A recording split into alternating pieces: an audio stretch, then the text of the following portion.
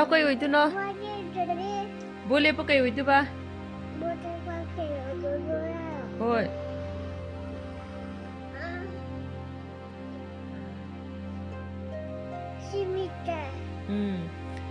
kana ga lep tu ba kana ga kem chan ga kari kendra da sinjam mai da na hayeng chawga chief minister oi duro duga online manipuri youtube channel asbu yengbiriba mayam pumnopu amuk hanna taram noksari ahan bada yamna maru yo pawam update thamjage Cachar da Leisabi ama houkhiba october thadagi thiba khngdana leirakli Assam ki Cachar district ki national highway ward number 17 da leibi masagi sahit kunga nipan rom surabi Leisabi ama houkhiba kumja 2022 gi october kunga mari da yumdagi thokibadagi ngasi phawba thiba khngdana leiri mahakum miyamna thengnabirabadi paw pibiu haina nupi masa asigi apokpana pause asida phongdorakli haukiba kumja 2022 gi october kunmari dagi thiba khngdana leirakli bi Leisabi adugi maming ahong sangbam nilima singh sahi kunga nipan apokpa m nilbir singh kawi Assam ki Cachar district ki national highway ward number 17 dagini thagduk adugi matangda nilmani ki apokpa nilbirna pause asida wari sanabada hai haukiba kumja 2022 gi october kunmari da diwali numitta Hanuman mandir amada lai khurumluge haina numidang pung 8 rom taba matamda apokpi mamada hairam laga thokhibani adubu halakmanda badagi nupi masa aduna paikhibu mobile phone da tawbada ahan badade paikhalakide tungda numidang pung mapalom taba matamda telephone adu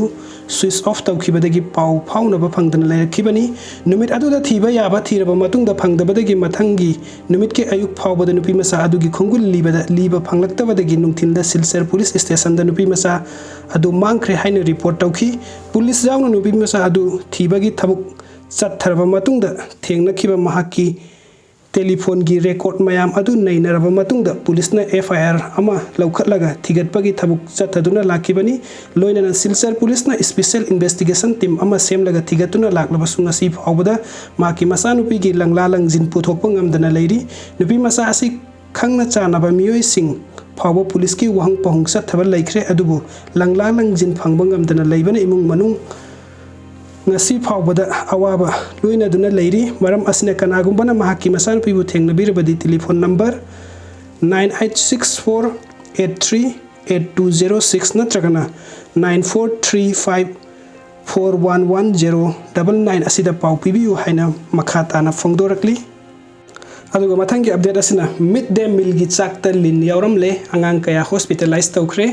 West Bengal gi Birtun district ta ngasi midday meal gi chak charuba school angang kaya masang ngamlaktabadagi hospitalized tawkhibaga loinana makoina sariba chak adu hablakhiba baltin adugi manungda lin yauramba thengnakre haina official singna phongdorakibagi matung ina district asigi Mayursor block ta leiba primary school amagi mahiroi kunthra rom midday meal gi chak charuba matung masanu ngairaktabadagi hospital da pukhattuna treatment chathakibani madudagi makoina chariba chak haplakhiba patra adu check tawruba matamda asiba lin ama yauramba thengnakibani hairi khudak tangang sing adubu Brahmapurus Medical College and Hospital da pukhattuna treatment chathakre amaromda video na phongdokibada hospital da treatment chathakiba angang sing khudong thiningai oidre makoi mayum da puthakre thodok asigi matangda thijinnaba mari leinaba singda khanghankhre hairi video sing bibagi dabakta mayam pumnang pu amukka hana thagachari nuksibidana channel asibu subscribe to view and update kitamakta thank you so much